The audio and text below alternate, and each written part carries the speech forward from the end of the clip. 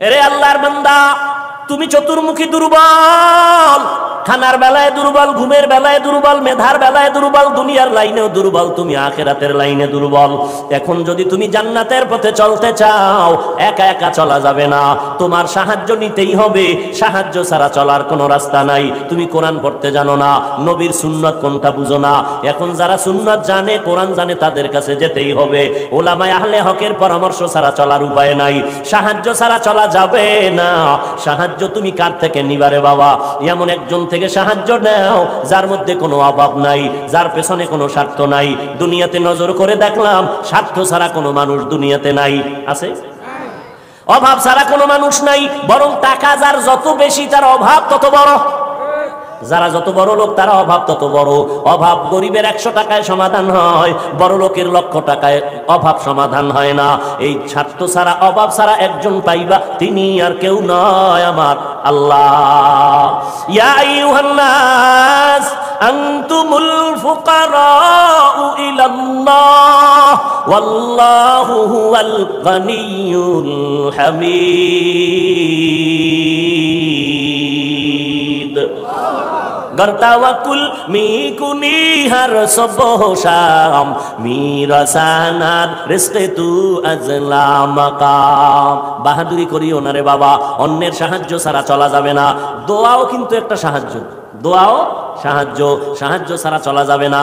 মা বাবায় দোয়া করে, এর সাহায্যে আমরা বড় হয়েছি। মা বাবার ক্লান্ত পরিশ্রমের কারণে আমরা বড় হয়েছি, মা বাবার সহযোগিতায় বড় হয়েছি। কিন্তু স্বার্থ ছাড়া জমিনের মধ্যে কোনো মানুষ নাই, অভাব ছাড়া কেউ নাই। যার কোনো অভাব নাই, তিনি হলেন আমার আল্লাহ। যার কোনো স্বার্থ নাই, তিনি আমার আল্লাহ। এরে বান্দা, নিজের বড় মনে করলে ধ্বংস অনিবার্য। আল্লাহর এক বান্দা বড় আবেদ, আমার নবী সাহাবায়ে কেরামদের ঘটনা শুনাইতেছেন। বড় আবেদ, বনি ইসরাইলের ভেতরে নাম বড়, নাম ডাক বেশি, এত ইবাদত করতেছে। একদিন সিদ্ধান্ত নিয়ে নিল, ঘরের মধ্যে থাইকা ইবাদত একুরেট হয় না, মানুষের সাথে চলাফেরা, মন মানসিকতা নষ্ট হয়ে যায়। সিদ্ধান্ত নিয়া পাহাড়ের বিরকিতে কিনারায় চলে গেল। পাহাড়ের উপরে উঠা ছোট্ট একটা রুম বানাইয়া ওইখানে আল্লাহর বান্দা ইবাদত করে। পাহাড়ের চূড়ায়, সাধারণ মানুষ সেখানে যায় না, মন মানসিকতা নষ্ট হয় না। আল্লাহর বান্দা পাহাড়ের চূড়ায় গিয়া ইবাদত করে। ঘরের ভেতরে মা বড় একা, আম্মাজান ঘরের মধ্যে বসে মোটামুটি জীবন যাপন করে। সন্তান আসে না, ইবাদতের মজা পাইয়া পাহাড়ের চূড়ায় উঠে ওখানে ইবাদত করে। একদিন মা মনে মনে ভাবলেন, আমার সন্তান আমার কাছে না আসলে তো আমি ও থাকতে পারে, আমি মা তো থাকতে পারি না। কারণ আমি মা, সন্তানের আমি গর্ভধারণ করে কত কষ্ট করেছি। মা সিদ্ধান্ত নিল, আমি হেঁটে হেঁটে পাহাড়ের কিনারায় যাইয়া আমার বাবার চেহারাটা একটু দেখা কলবের সান্ত্বনা দিব। আম্মাজান ঘুমের থেকে উঠা সকালবেলা সূর্যের গরম যখন শুরু, হেঁটে হেঁটে পাহাড়ের কিনারায় চলে গেলেন। আল্লাহর বান্দা আবেদ পাহাড়ের চূড়ায় ইবাদত খানায় নামাজ পড়ে আর আল্লাহরে সেজদা দেয়। আম্মাজান পাহাড়ের কিনারায় যাইয়া সূর্যের আলোতে উপরে তাকাইতে কষ্ট হয়, হাতটাকে কপালের সামনে নিয়ে ছায়া দিয়া উপরে হালকাভাবে তাকাইয়া এরপরে ডাক দিলেন, এই সন্তান, আমি তোর মা পাহাড়ের কিনারায় আসছি, একটু দেখা দাও। আমি মা তোমার চেহারাটা দেখার জন্য পাগলের মতো হয়ে গেলাম। আল্লাহর বান্দা পাহাড়ের উপর থেকে মায়ের কণ্ঠের আওয়াজটা শুনছে। এমন সময় ডাক দিছে মা, যেই সময় আল্লাহর বান্দা নামাজে দাঁড়ানো। চিন্তায় পড়ে গেল, এখন কি মায়ের ডাকে সাড়া দিব নাকি আমার মাওলার সাথে আমি কথা বলবো? সিদ্ধান্ত নিয়াই বান্দা মায়ের ডাকে আর সাড়া দেয় নাই, নামাজে দাঁড়ায় গেল, নামাজের ভিতরে মশগুল হয়ে গেল। আম্মা জান দীর্ঘ টাইম কষ্ট করে দাঁড়াইয়া সন্তান যখন সাড়া দেয় না, মা হালকা একটু কষ্ট নিয়ে বাড়ির মধ্যে রওনা। বাড়িতে চলে আসলেন। ঠিক আছে বাবা, তুই ইবাদত করো, ওখানে থাক, আমার ডাকে সারা দিলি না, দুঃখ নিয়ে চলে গেলাম। মা বাসায় চলে গেল, কিন্তু মায়ের চোখে ঘুম হয় না। সন্তানের প্রতি যে মায়ের এত মায়া, ওই মায়ের সন্তান মায়ের মায়া কখনো বুঝবে না। যদি সন্তানগুলো মায়ের কষ্ট বুঝতো, জীবনে কোনো সন্তান মায়ের কষ্ট দিতে পারতো না, মায়ের চোখের পানি ফালতে পারতো না। মা রাতের বেলা ঘুমাইতে পারে না, কষ্ট বুকের চাপা দিয়া। আবার পরের দিন মা বলে, না আজকে আবার একটু যায় বাবারে ডাক দেই, দেখিনি একটু চেহারাটা দেখতে পারি, কলিজাটা ঠান্ডা করতে পারি। আবার আম্মা যান দ্বিতীয় দিন চলে গেলেন সূর্যের গরমে, পাহাড়ের কিনারায় যাইয়া হাতটারে কপালের কাছে নিয়ে আবার ডাক দিছে, ও সন্তান, তোমার মা ডাকতেছে, আসো একটু পাহাড় থেকে আইসা মায়ের কাছে দেখা দিয়া যাও। কলিজা ঠান্ডা করো। সন্তান এখনো নামাজে দাঁড়ানো, এবারও চিন্তা করলো আমি মায়ের ডাকে সাড়া দিব নাকি আমি নামাজের মধ্যেই থাকবো। সিদ্ধান্ত আগের মতোই অটল, নামাজ আমি ছাড়বো না, মায়ের ডাকে কোনো সাড়াও দিব না। মা দ্বিতীয় দিনের মতো কষ্ট পাইয়া বিদায় নিয়ে বাসায় চলে গেলে, কিন্তু মা মনেরে বুঝাইতে পারে না সন্তানের কষ্ট কখন মন থেকে যায় না। এরে আল্লাহর বান্দা, স্বামী আর স্ত্রী এক জায়গায় ঘুমায়, হঠাৎ একদিন তাকায়া দেখে স্ত্রী বালিশে মাথা লাগাইয়া গুনগুন গুনগুন করে কান্না করে। আব্বা জান জিজ্ঞাসা করে, বিবি কাঁদো কেন? কয় তোমার ঘুমে তুমি ঘুমাও, আমি মনের দুঃখে কাঁদি। বলে কি দুঃখ? তোমার জানার দরকার নাই। মা চায় বাবায় জানো, না জানে তো বাবাও দুঃখ পাবে। স্বামী বেচারা কয় না, বলো তুমি কেন কাঁদো? আমার মনে বড় কষ্ট লাগতেছে, কেন কাঁদো বলো। মা চোখের পানি ছেড়ে কয়, স্বামী আমার সন্তানের জন্য আমি জীবনটা বিলায় দিলাম। আজকের 7টা দিন হয়ে গেছে সন্তান আমারে মা বলিয়া ডাক দেয় না, আমি পাগলের মতো হয়ে গেছি। বলে কেন ডাকে না? বলে সন্তান একটা অন্যায় করতেছিল, আমি একটু ধমক দিছি, সন্তান রাগ করে আর আমার সাথে কথা বলে না। ঘরে আইসা প্লেটটা নিয়ে খানা খাইয়া পেছনের দরজা দিয়ে চলে যায়, আমার দিকে তাকায় না। এবার বাবাই বলে, বিবি তুমি আরামে ঘুমাও, সন্তানের চিন্তায় ঘুম নষ্ট করিও না, আজকে না কালকে সন্তান বুঝতে পারলে তোমার কাছে আইসা মাপ চাবে। মা ডাক দিয়ে কয়, স্বামী আমার, তুমি আমারে যত বুঝাও, আমি যতবার খানার প্লেট নেই আমি খানা মুখে দিতে পারি না, তোমারে বুঝাইতে পারি না আমার খানার থেকে ঘুমের থেকে সন্তানের মা ডাকে এত মজা। সন্তান যখন আম্মু বলিয়া ডাক দেয় কলিজা ঠান্ডা হয়ে যায়। ও সন্তানেরা, ওই মা বাবা যারা কবরে রাইখা আজকে বাহাদুরি করো রে বাবা, ওই আল্লাহর বান্দি দ্বিতীয় দিনও কষ্ট পাইয়া বিদায়, কিন্তু রাতের ঘুম নাই, মনের মধ্যে বড় কষ্ট। নবীজি সাহাবায়ে কেরামদের সামনে ঘটনা বলেন আর কাঁদতেছেন, সাহাবায়ে কেরামরাও কান্নার আওয়াজ। মায়ার নবী বলেন, ও সাহাবায়ে কেরাম, ওই মা তৃতীয় দিন আবার চলে গেল পাহাড়ের কিনারায়, যাইয়া ডাক দিছে, বাবা একবার না দুইবার না, তৃতীয়বারের মতো আমি তোমার দরজায় এসে গেলাম, একটু পাহাড় থেকে নাইমা সাড়া দাও। আজও সন্তান নামাজে দাঁড়ানো, আল্লাহর মহাব্বতে আর মায়ের ডাকে সাড়া দেয় না। 2 দিন মা কষ্ট পাইয়া কিছু বলে নাই, চলে গেছে। আজকে কষ্ট পাইয়া আর নিজের কন্ট্রোল করতে পারে না, আসমানের দিকে তাকাইয়া একটা কথা বলিয়াই ফেলছে। আসমানের দিকে তাকাইয়া বলে, ও আসমানের মালিক, এমন সন্তান দিয়ে কি হবে আমার, যেই সন্তান আমার 3 দিনের কষ্ট বুঝলো না রে আল্লাহ, আমার মনটারে মানাইতে পারি না, ওর তো একদিন মরণ হবে, তবে আমার একটা দাবি, ওরে তুমি জেনাকারিনী মহিলার চেহারা না দেখাইয়া মরণ দিবা না। কঠিন এক কথা আসমানে লাগাই দিলেন, আসমানে কবুল হয়ে গেছে। মা বাবার দোয়া, বড় দোয়ার মাঝখানে কোনো পর্দা থাকে না, আর সে আজিমে ডাইরেক্ট চলে যায়। এই যুবক, জিরি মাদ্রাসায় বলে আসছি, আল্লাহর কসম করে বলে গেলাম, কুতুবদিয়ার মুসলমান, কসমের কথা বিশ্বাস না করলে তোমার ঈমান দুর্বল। আল্লাহর কসম, ওয়াল্লাহি বিল্লাহি তাল্লাহি, 3 বার কসম করে বলে গেলাম। বিশেষ করে যুবকদেরকে বলছি, মরার আগে যদি পঙ্গু হইয়া বিছানায় কষ্ট পাইয়া মরতে চাও, তাহলে মার সাথে বাবার সাথে বেয়াদবি কর, শিক্ষকের সাথে বেয়াদবি কর, মুরব্বীদের সাথে বেয়াদবি কর। আল্লাহর কসম, মরার আগে তুই পঙ্গু না হইয়া মরবি না, লিখে রাখ। আমার কথাটাকে যদি অবিশ্বাস করো, তোমার ঈমান চলে যাবে, কারণ আমি 3 বার কসম খেয়ে বলে গেছি। এখন তুমি পণ্ডিতেরা প্রশ্ন করবা, হাফিজ সাহেব তুমি মনের রাগে বললা না, তুমি দলিল নাও। ক্বালান নবিয়্যু সাল্লাল্লাহু আলাইহি ওয়া আলিহি ওয়া সাল্লাম, ইসনানি ওয়াজিলুহুম আল্লাহু ফিদ দুনিয়া আল বাগয়ু ওয়া উকুকুল ওয়ালিদাইন, আও কামা ক্বালান নবিয়্যু আলাইহি সালাতু ওয়াস সালাম। আল্লাহর নবী বলেন, 2টা অন্যায় দুনিয়াতে এমন আছে, যেই 2টা অপরাধ করলে মরার আগে জমিনে শাস্তি হবে। কয়টা অন্যায়? কি আপনাদের খারাপ লাগতেছে? মোনাজাত দিয়ে দিব? আমার তো কষ্ট, অনেক কষ্ট, মাইকটাও সুন্দর না, তারপর আপনাদের মহব্বতে কথা বলতেছি গলা ফাটাইয়া, কি করার। তারপর আপনারা বসলে একটু আমি কথা ফিনিশিং দিয়ে আসতেছি, আর একটু সামনে আগাবো। আল্লাহ সবাইকে কবুল করেন। হ্যাঁ, মদিনার নবী বলেন দুইটা অপরাধ আছে, যদি দুনিয়াতে করো মরার আগে শাস্তি হবে, মরার পরে নয়। এক নাম্বার অপরাধের নাম জুলুম, দ্বিতীয় অপরাধের নাম হলো মা বাবার সাথে বেয়াদবি। যারা মা বাবার সাথে বেয়াদবি করবে নবী বলেন তাদের শাস্তি হবে মরার আগে দুনিয়ার জমিনে। যারা জুলুম করবে, ওস্তাদের ইজ্জতের উপরে আঘাত করবে, ভাইয়ের উপরে জুলুম করবে, বোনের উপরে জুলুম করবে, প্রতিবেশীর উপরে জুলুম করবে, গরিবের উপরে জুলুম করবে, এই জালেমের বিচার আমার আল্লাহ মরার আগেই করে নিবেন। ও আল্লাহর বান্দারা, মা যখন কথাটা বলেই ফেললেন আসমানে কবুল হয়ে গেল। কি বরদোয়া করলেন? মা গেছেন, ভুলে গেছেন? জেনাকারিনী মহিলার চেহারা না দেখাইয়া মারবা না, মা কিন্তু কঠিন কয় নাই। যদি কইতো জেনা না করাইয়া মারবা না, তো আরো কঠিন হয়ে যাইত। মা একটু পাশ কাটাইয়া বললেন ও জেনা টেনা করবে না, কিন্তু জেনাকারিনী মহিলার চেহারা দেখে মরবে, এটাও একটা অভিশাপ। একটু মহিলা দেখবে না, কারণ আমার বাচ্চা তো ইবাদত করে পাহাড়ের চূড়ায়, সে কোনো নারী দেখবে না, কিন্তু দেখতে গেলেও জানো নামাজি না, একটা জেনাকারিনী নারী দেখবে।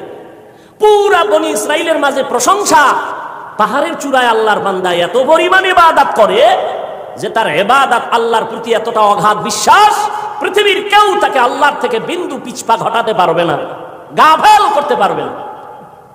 ওই এলাকার এক সুন্দরী মহিলা, রূপসী, সে কয় এত প্রশংসা তারে কেউ আল্লাহর থেকে আলাদা করতে পারবে না। কয় না, কেউ পারবে না। কয় আমি পারবো না। সুন্দরী মেয়ে বলে আমি পারবো। এই মেয়ে হাঁটতে হাঁটতে ওই পাহাড়ের চূড়ায় উঠছে, উঠা দেখে আল্লাহর বান্দা নামাজে দাঁড়ানো। ওর কামি শুধু আল্লাহর সেজদা দেয়, নামাজে দাঁড়ায়, তেলাওয়াত করে, দিয়ে কাজ চলতেছে, নামাজ আর নামাজ আর নামাজ। ওই মহিলা আল্লাহর আবেদ বান্দার সামনে দাঁড়ালো। যেই সূরাতটা ধরলে আল্লাহর বান্দার নজর চলে আসবে, জিনা করার জন্য বাধ্য হবে, এমন কৌশল কোনটা বাদ দেয় নাই মহিলা। কিন্তু তাকায় দেখে আল্লাহর বান্দা একটা নজর কোনো দিকে ডান বাম করে না, নিচের দিকে নজর, আল্লাহর মোহাব্বতের ভিতরে মশগুল। বলবেন মহিলা হাতটা ধরবে? না রে বাবা, এটা সম্ভব না। আল্লাহর উপরে ভরসা কইরা যারা চলবে, এদের গায়ে টাচ করার ক্ষমতা কোনো বাহাদুরের নাই। যদি হাত বাড়ায় তোর হাতটা সাথে সাথে বাঁকা হয়ে যাবে। ইব্রাহিম নবী বিশ্ব সুন্দরী সারাকে নিয়ে যাইতেছিল মিশরের উপর দিয়া, জালেম বাদশা খবর পাইয়া সুন্দরীর টাইনা নিয়ে আসে। ইব্রাহিম নবী গাছতলায় বয়ে খায়, আল্লাহ আমি না নবী, আমার স্ত্রীর উপরে যদি আঘাত করে চরিত্রের, তামার নবুয়তের হালাত কি হবে? আল্লাহ কয় হেফাজত আমি করব। তোমার ভয় লাগে? তোমার অন্তর্চক্ষু খুলে দিলাম, ওই বাদশা জালেম তোমার স্ত্রীর সাথে যা করবে তুমি গাছতলা বয়ে সব দেখবা। জালেম মিয়া আসল রুমের মধ্যে ঢুকাইয়া যখন হাত বাড়াইছে, হাতটা বাঁকা হয়ে গেছে, অবশ হয়ে গেছে। একবার, দুইবার, তিনবার পরে বেডি ইব্রাহিম নবীর স্ত্রীর কাছে মাপ চাইছে। মাপ চাই কয় তোমার মধ্যে এমন কি পাওয়ার, আমি হাতটা আগাইয়া গেলেই বাঁকা হয়ে যায়? এই মহিলা, তোমার মধ্যে পাওয়ার কি? আমার মধ্যে কোনো পাওয়ার নাই, একটা পাওয়ার, আমি আল্লাহর একজন নবীর স্ত্রী। তাই নাকি? বলে হ্যাঁ। কই সে নবী? বলে গাছতলায়। ডাকো, সম্মানের সাথে ডাকো, মাফ করে দাও আমাকে, অন্যায়ের থেকে মাপ চাইলাম। এইবার বাদশাহ দাইকা নবীরে মেহমানদারি করাইয়া ওই বাদশার এক খাদেমা হাজেরা এরে দিয়া দিল ইব্রাহিম নবীর খেদমতে। সন্তান টন্তান নাই, শুইনা দিয়ে দিছে। ইব্রাহিম নবী বিবাহের বন্ধনে আবদ্ধ কইরা এরপরে সে 80 বছরের পরে মাওলা একটা সন্তান দিলেন ইসমাইল নামে। তাও প্রথম স্ত্রীর থেকে নয়, দ্বিতীয় স্ত্রী হাজেরা আলাইহাস সালাম থেকে। তো মহিলা পাহাড়ের চূড়ায় উঠা আল্লাহর বান্দার সামনে যত অপকৌশল করার প্রয়োজন করছে, কিন্তু বান্দার দিলকে তার দিকে আকৃষ্ট করতে। এই যুবক, বুঝো কিছু, তুমিও মুসলমান, আর তোমার মন আকৃষ্ট করবে কিভাবে? তুমি আকৃষ্ট আর একজনকে করতেছ। একজনকে করলে তো হইতো যে হ্যাঁ একবারের মাইয়ার মন আকৃষ্ট করে বিয়ে করে জীবন চালায়। তুমি করতে করতে 10টা মাইয়ার জীবনের উপরে আক্রমণ করেছো। এর ঝাল আল্লাহ দুনিয়ায় মিটাবে, মরার পরে না। জুলুম করেছো নারীর ইজ্জতের উপরে, বিচার হবে মরার আগে, রসুলের হাদিস। মহিলা এবার সার্থক না ব্যর্থ? দেখছেন নি আপনারা এরকম বেউস? পাহাড়ের চূড়ায় মহিলা কি সার্থক না ব্যর্থ? সার্থক। ব্যর্থ হয়ে গেল, পুরুষের সাথে দুর্বল হয়ে গেল, পারলো না জিততে। নাইমা আছে নিচে, যখন সোজা বাড়ি নেই, এবার বাঁকা তোরে ঠিক করুন। বাঁকা কি? নিচে নাইমা চলে গেল। ওই পাহাড়ের পাশে একটা বিশাল খোলা ময়দান, ময়দানের ভিতরে একটা রাখাল বকরি চড়ায়। ওই রাখালকে ধরলো, রাখালের সামনে যাইয়া অপকৌশল করে রাখালের সাথে জিনা করেছে এই নারী। একটা ছেলে সন্তান হয়ে গেল। ছেলে সন্তানটা হাতের মধ্যে নিয়া ওই বেশ্যা নারী এলাকায় ঘুরে আর কয় বাচ্চা হলো ওই পাহাড়ের চূড়ায় আবেদওয়ালা বান্দার বাচ্চা। দেখছেন নি কারবার? ঘুমাইতেছেন আপনারা না? আজ এই ওয়াজ চলে, এত পুরানো ওয়াজ, আপনারা সবাই জানেন, ঘুমাইলেই হয়। বাচ্চা কার জানেননি? কার কার? আর মহিলা প্রচার করে কার? আল্লাহ জানেনি? মায়ের বরদোয়া একদিক, ওদিকেও আল্লাহর কাছে কাঁদতেছে, দুই দ্বিমুখী সংঘর্ষ চলতেছে। একদিকে মা কইছে যে না কারিনী মহিলার চেহারা দেখাও, ওদিকেও আল্লাহরে ডাকতেছে যেন ইজ্জত নষ্ট না হয়। মহিলা যখন এই বাচ্চা নিয়ে মানুষের কাছে কান্দে আর কয় বাচ্চা ওই তোমরা আবেদের, তোমরা যার এত গুণগান গাইছো ওই বাচ্চা, জিনার বাচ্চা, অবৈধ বাচ্চা। মানুষ সব শুই না, যারে এত কলিজা দিয়া ভালোবাসি তার অবস্থা এই, লাঠি টাঠি নিয়া এবার পাহাড়ে উঠা, আরে ফিডা খানকা টানকা সব ভেঙ্গে যখন আল্লাহর বান্দার উপরে আঘাত শুরু করেছে, বান্দা বলে তোরা আমার গায়ে হাত দাও কেন? বলে এই খবর। তাই নাকি? বলে হ্যাঁ, আল্লাহর জাতের কসম আমার দ্বারা এমন কোন অপরাধ হয় নাই। কে বলেছে? আমগো এলাকার সেই রূপসী নারী, তাকে ডাকো। এবার জেনাকারিনী মহিলাকে ডাকা হলো। জেনাকারিনী মহিলাকে ডাকার পর আল্লাহর বান্দা আবেদের সামনে জেনাকারিনী মহিলা দাঁড়ানো। মা কইছে আল্লাহ আমার সন্তানের জেনাকারিনীর চেহারা না দেখাইয়া মরণ দিও না। এই ঘটনা শুনে জেনাকারিনী মহিলা বাচ্চা নিয়ে হাজির। আল্লাহর বান্দা সিজদায় পড়ে কান্না করে কয় আল্লাহ তুমি আমারে মাফ করিয়া দাও, উম্মতের সামনে তুমি সত্যটারে জাহের করে দাও, সত্যটারে তুমি প্রকাশ করে দাও, ইজ্জতের হেফাজত করো। নামাজ পড়ে কান্নাকাটি করে দোয়া করে এইবার মহিলার সামনে দাঁড়াইল। মায়ের বরদোয়াটা এইবার কবুল হয়ে গেল। এইবার মহিলারে কয় তুই নাকি আমার বিরুদ্ধে বলেছো? কয় হ্যাঁ। কি বলছো? কয় বাচ্চা তোমার। কয় নাউযুবিল্লাহ, বাচ্চা আমার? বলে হ্যাঁ। দে বাচ্চা আমার কোলে দে। আল্লাহর বান্দা বাচ্চাটা কোলের মধ্যে নিয়া এরপর বাচ্চারে একটু হাত স্পর্শ করে কয় এই বাচ্চা তুই বল, বাচ্চা তো দুধের মাত্র বাচ্চা, কথা বলতে পারে না, বল তোর বাপকে। মুহূর্তের মধ্যে বাচ্চার জবান খুলে গেল। বাচ্চা বলে আমার বাপ হলো রাখাল। আমার বাপকে? মায়ের কোলে দুধের বাচ্চা কথা বলেছেন যেমন মারিয়াম আলাইহিস সালামের সন্তান ঈসা আলাইহিস সালাম। মায়ের কোলে দুধের বাচ্চা ঈসা নবী কথা বলেছেন শিশু অবস্থায়। ইউসুফ নবীরে যখন জুলাইখা আটকাইয়া দিছিল, স্বামীর সামনে জুলাইখার স্বামীর সামনে ইউসুফ দাঁড়ানো। যখনই এগুলো সব স্পষ্ট হলো, ইউসুফ নবী বলল আমার কোনো দোষ নাই, জুলাইখার দোষ, সাক্ষী দাও। ইউসুফ নবীর সামনে তখন এক মহিলা দুধের বাচ্চা নিয়ে দাঁড়ানো। ইউসুফ নবী বললেন আমি সত্যবাদী না জুলাইখা সত্যবাদী? দুধের বাচ্চা সাক্ষী দিবে। বাচ্চা কয় বাচ্চা কথা বলতে পারেনি। কয় প্রশ্ন করার দায়িত্ব তো আমার, জবাব দেওয়ার দায়িত্ব এই বাচ্চা। যখন জিজ্ঞাসা বাচ্চা কথা বলে দিছে, কোরআন শরীফের আয়াত। বাচ্চা ইউসুফ নবীকে নির্দোষ প্রমাণের জন্য একটা স্কেল দিয়ে দিছে। এরে কুতুবদিয়ার মুসলমান, আমার মাওলার কুদরত বড় কঠিন। মায়ের বরদোয়াটাও আল্লাহ কাজে লাগাইলেন, জেনাকারী নারীর চেহারা পর্যন্ত দেখায় দিলেন। আবার বাচ্চার মাধ্যমে আল্লাহর বান্দার ইজ্জতের হেফাজত করলেন। সত্যের উপরে যদি চলো রে বাবা, মা বাবার দোয়া নিয়ে যদি আগাইতে পারো, দুনিয়ার কোনো ভয় নাই, হালাল খাইয়া চলবা, আল্লাহ বিজয়ের মালা গলায় পরাইয়া দিবেন। কয়দিন আর দুনিয়ায় বাহাদুরি করো বারে বাবা, আল্লাহ যদি সমুদ্রে একটু হুকুম করে একটু গরম হয়ে যা, রাতের ঘুমের মধ্যে 1 মিনিট লাগবে না, কুতুবদিয়ারে ধ্বংস করার জন্য 1 মিনিটও লাগবে না। আল্লাহ কয় বান্দা আমার স্মরণ কর, আমি আল্লাহর কাছে সাহায্য চাও। সাহায্য কেমনে চাইবা? ধৈর্য আর নামাজের মাধ্যমে সাহায্য প্রার্থনা করো। আজকে আমাদের ভেতরে ধৈর্যের বড় অভাব, নামাজের বড় অভাব। ও যুবকেরা, ও পর্দার আড়ালের আম্মা জানেরা, আজকে নামাজের এত বয়ান, এক বেলার নামাজ ছেড়ে দেওয়ার কোনো সুযোগ নাই।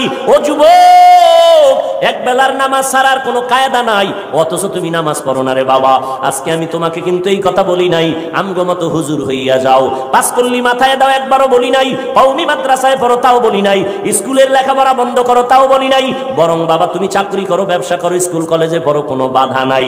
ওখানে থাইকা আল্লাহর হুকুম নবীর তরিকা মতো নামাজ পড়ো, মা বাবার দোয়া নিয়ে সামনে আগাও, ওলামায়ে কেরামের পরামর্শ নিয়ে চলো, নবীর সুন্নতের মালা গলায় লাগাও। খবরদার, কপাল পোড়া যদি হইয়াই থাকো তাহলে কিন্তু তোমার কপাল দুনিয়াতেও শেষ, আখিরাতেও শেষ। কিছু কপাল পোড়া এমন আছে বুঝাইলে উল্টা আমারে বুঝানোর চেষ্টা করে। যদি কই ভাইজান টুপি কেন পরো না, ও তো বলা দরকার ভাই হুজুর টুপি মাথায় দেওয়া দরকার, নবীর সুন্নত, এটা তো কোনো পিশাবের সুন্নত না, নবীর তরিকা। হুজুর আমি পারি না, দোয়া করবেন, চেষ্টা করব, কিন্তু কিছু নেমক হারাম বেপরোয়া আল্লাহর বান্দা এদের জবাবটা এমন অহংকারী জবাব। কয় হুজুর টুপি মাথায় না দিলে অসুবিধা কি? টুপির মধ্যেই কি ইসলাম? দাড়ির মধ্যেই কি ইসলাম? পোশাকের মধ্যেই কি ইসলাম? এই রকম বেপরোয়া আল্লাহর বান্দা নবীর দুশমন আছে না নাই? টুপির মধ্যে ইসলাম নাই, দাড়ির মধ্যে নাই, পোশাকে নাই, পর্দায় নাই, হালালে নাই, তো ইসলাম কই? সমুদ্রের তলদেশে। বিনয়ী হয়ে যাও রে বাবা, নিজেরে ছোট বানাইয়া চলো। কোন আলেম যদি বলে বাবা নামাজ কেন পড়ো না, তোমার জবাব থাকবে হুজুর নামাজ অবশ্যই পড়া দরকার, আমি চেষ্টা করি পারি না, একটু দোয়া কইরা দেন সামনের থেকে যেন নামাজ ধইরা ফেলাইতে পারি। বিনয়ের সাথে দোয়া চাওয়ার চেষ্টা করো। অপরদিকে মা বাবার দোয়া নিয়ে আগাও। ও যুবক ভাই, আমি তোমারও সামনে উদাহরণ পেশ করি, সব জায়গায় বলি, তোমার মতো যুবক 5 বেলার নামাজ পড়ে, এই জমিনের মধ্যে স্কুল কলেজে পড়িয়াও নামাজ পড়ে আছে না নাই? ভাইরা আমার, 5 বেলার নামাজ পড়ে অভাব নাই। তোমার আমার মতো যুবক সন্তান নবীর তরিকা মতো চলে, চাকরি করে, ব্যবসা করে, অভাব নাই। আল্লাহর মোহাব্বত নিয়া আল্লাহর কাছে তওবা করো, তওবার দরজা খোলা। মনে মনে বলো, হে আল্লাহ, আর নামাজ ছাড়বো না, বেপরদায় চলবো না, মা বাবাকে কষ্ট দিব না, ওলামায়ে কেরামের পরামর্শ নিয়ে চলবো, নবীর তরিকায় চলবো, ওলামায়ে কেরামের পরামর্শ নিয়ে চলবো, নবীর সুন্নাত মেনে চলবো। আল্লাহর কাছে যদি তওবা করার নিয়ত হয়, খাঁটি তওবা করার নিয়ত যাদের আছে, দুটো হাত আমার আল্লাহকে দেখায়া দাও। আয় আল্লাহ, আমাদের হাতগুলো কবুল করে নেন, তওবা কবুল করে নেন, তওবার উপরে মজবুত হইয়া চলার মতো তৌফিক